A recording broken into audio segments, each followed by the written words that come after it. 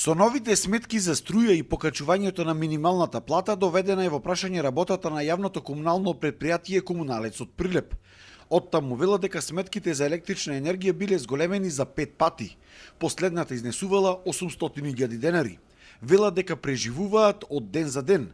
Ако не добиеле поголема помош од општината или државата, во прашање бил и опстанокот на предпријатието, во чиј буџет не биле претходно пресметани новите трошоци. Нема да може да се издржи.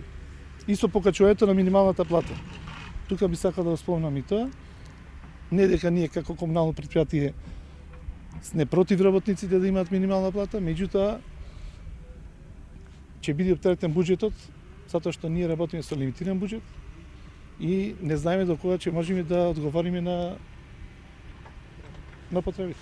И од општината вела дека доведена е во прашање нормалната работа на сите јавни предпријатија.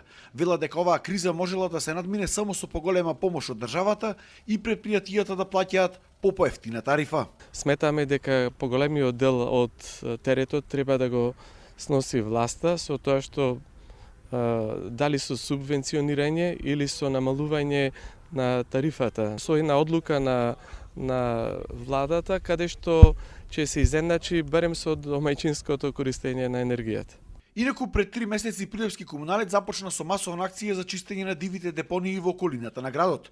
Досега се исчистени десетина диви депонии, но со поскапувањето на горивото и за тоа се трошеле повеќе средства. Се апелира до граѓаните да бидат посовесни и да не фрлаат отпад каде ќе стигнат. Наместо тие средства да ги користиме за трошење за подигање на дивите депонии, би ги намениле за некоја друга работа која е поприоритетна за граѓаните на општина Прилеп. Од Сдруженијето на јавни предпријатија на Македонија Атком веќе побарале средба со владата за овие прашања и се надеваат дека ќе се надмине оваа ситуација.